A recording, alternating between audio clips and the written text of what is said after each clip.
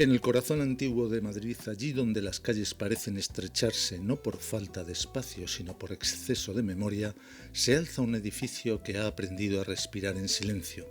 Muy cerca de Tirso de Molina, entre el rumor incesante de pasos, voces y vidas que se entrecruzan sin mirarse, la antigua sede del Imparcial permanece como un testigo discreto, casi tímido, de un tiempo en el que las palabras tenían peso y el pensamiento una cadencia propia, más lenta, más honda, más peligrosa quizás. Hay fachadas que se dejan mirar, pero esta parece observar. Hay puertas que invitan a entrar, pero esta sugiere que uno ya ha estado dentro antes, en otra vida, en otro sueño, como si la memoria no perteneciera del todo a quien la recuerda.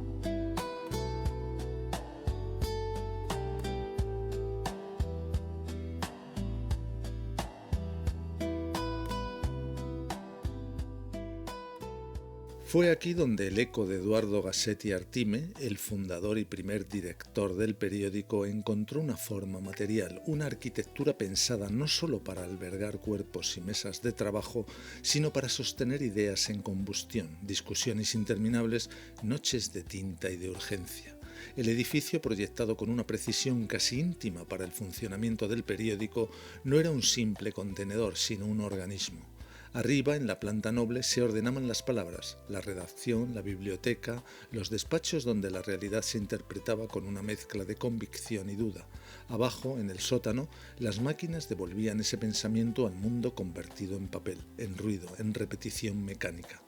Entre ambos niveles, como una corriente invisible, circulaba una energía que no era solo trabajo, sino algo más difícil de nombrar, una voluntad colectiva de comprender el tiempo que les había tocado vivir.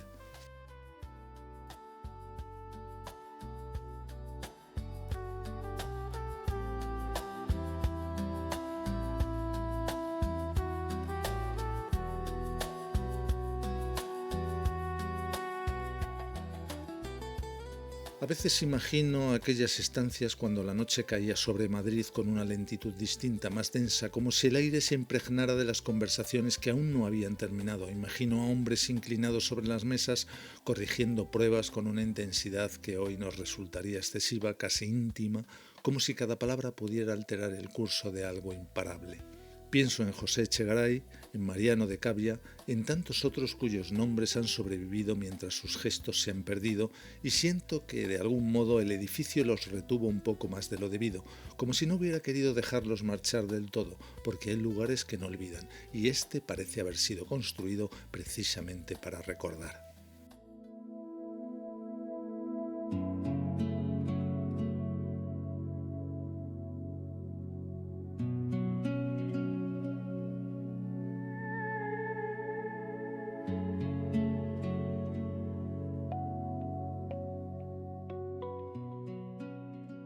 Cuando el Imparcial cerró en 1933, algo se interrumpió, pero no desapareció. Las rotativas se detuvieron, sí, y el silencio ocupó el espacio que antes pertenecía al estruendo rítmico de la impresión. Pero el silencio no siempre es ausencia, a veces es solo una forma distinta de presencia. El edificio cambió de uso, se adaptó, se transformó, como hacen todos los cuerpos que desean sobrevivir. Fue cine, fue refugio de otras miradas, incluso de aquellas más ocultas, más marginales, como si quisiera explorar todas las posibilidades de la imagen después de haber sido templo de la palabra. Y sin embargo, bajo cada una de esas capas persistía algo anterior, algo que no terminaba de diluirse.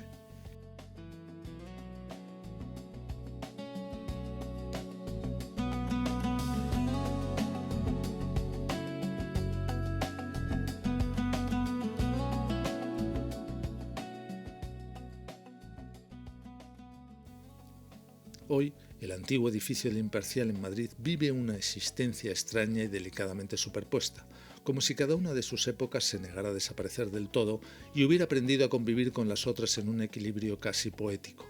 Allí donde antes latía la redacción, ese espacio elevado donde las ideas se ordenaban y el mundo era interpretado con fervor, se extiende ahora un restaurante, un lugar de conversación y de pausa, donde las voces ya no discuten titulares ni editoriales, pero conservan, sin saberlo, una cierta intensidad, como si el aire aún recordara la urgencia de aquellas noches en vela. En la planta baja, donde la administración organizaba la maquinaria invisible del periódico, un banco ocupa el espacio con su lógica precisa y silenciosa, sustituyendo los papeles impresos por cifras digitales, aunque manteniendo, quizás sin pretenderlo, la misma vocación de control, de estructura, de sostén cotidiano. Y en el subsuelo, en ese lugar donde las rotativas imprimían sin descanso el pulso de una época, se abre hoy un centro cultural que arrastra una historia inmediata, casi secreta, pues durante décadas fue una sala de cine para adultos, un territorio de sombras y miradas furtivas que contrastaba con la dignidad intelectual de los orígenes, como si el edificio hubiera querido explorar también los márgenes, las zonas menos confesables de la experiencia humana.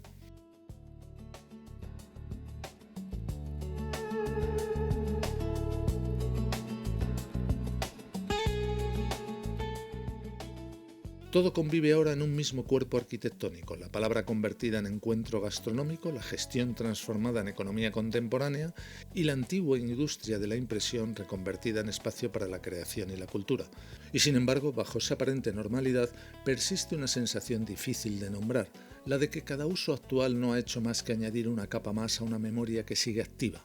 como si entre los comensales, los clientes y los visitantes culturales aún circulara invisible el eco de un periódico que nunca terminó de abandonar del todo su hogar.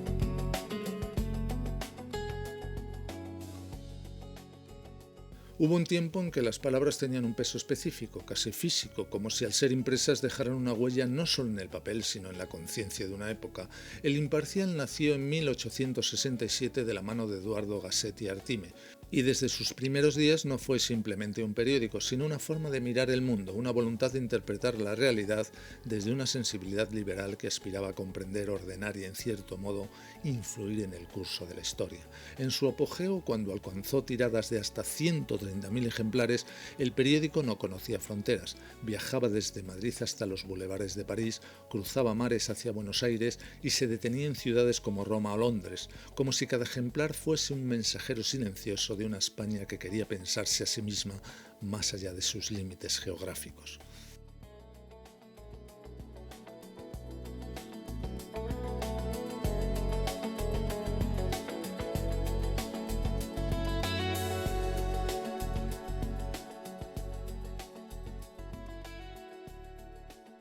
Sin embargo, como ocurre con todo aquello que vive intensamente, también el Imparcial conoció el desgaste, la deriva, la duda, los cambios en su orientación política, las tensiones internas, los movimientos de poder, como el paso de Rafael Gasset Chinchilla por el gobierno de Francisco Silvela, fueron alterando poco a poco su identidad, como si el periódico, en su intento por adaptarse, hubiera comenzado a alejarse de sí mismo. La entrada en la Sociedad Editorial de España, su posterior salida y las dificultades económicas que siguieron no hicieron sino acentuar una fragilidad que ya era difícil de ocultar.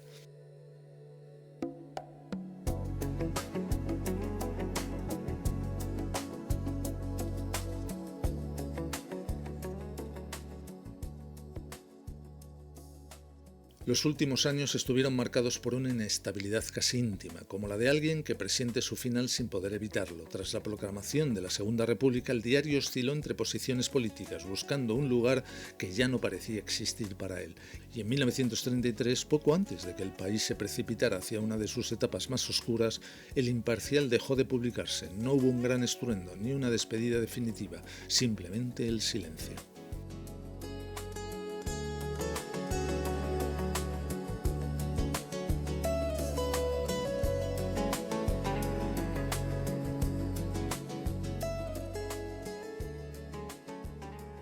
Décadas más tarde, en 1977, en plena transición democrática tras la dictadura, el nombre regresó como regresan ciertos recuerdos que uno no sabe si desea recuperar. Pero ya no era el mismo. Bajo nuevas manos, en un contexto radicalmente distinto, aquel segundo Imparcial adoptó una voz más áspera, más combativa, alineándose con posiciones conservadoras y enfrentándose abiertamente al proceso liderado por Adolfo Suárez. Fue una existencia breve, casi fugaz, marcada por la polémica, las tensiones ideológicas y las dificultades económicas que terminaron por apagarlo de nuevo en 1980 como una llama que no logra encontrar el oxígeno suficiente para sostenerse.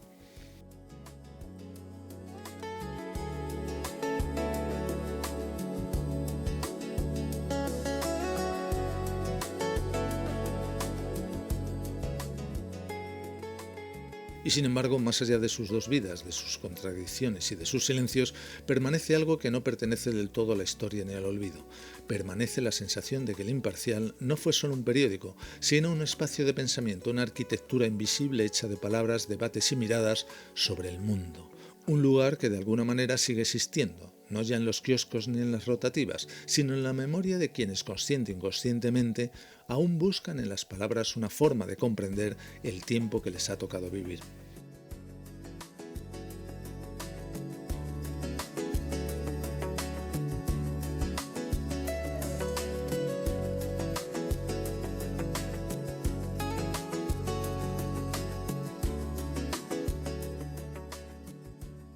A lo largo de su historia, El Imparcial reunió en torno a sí a algunas de las figuras más influyentes del periodismo y la cultura española, configurando una constelación intelectual difícilmente repetible. Desde su fundador, Eduardo Gasset Artime, que marcó el tono inicial del diario, hasta directores como Rafael Gasset Chinchilla, José Ortega Munilla o Luis López Ballesteros, el periódico fue transitando distintas etapas sin perder del todo su vocación de influencia. En sus páginas se escribieron además nombres de enorme prestigio como José Echegaray, Mariano de Cavia o Isidoro Fernández Flores, junto a otros redactores destacados como Andrés Mellado o Eugenio Rodríguez de Escalera, sin olvidar la huella literaria que dejaron en su suplemento figuras de la talla de Miguel de Unamuno, Pío Baroja, Azorín y Ramiro de Maeztu. Todos ellos, con estilos y miradas distintas, contribuyeron a convertir el periódico en algo más que un medio de información, en un auténtico espacio de pensamiento donde la palabra aspiraba a dejar una huella duradera.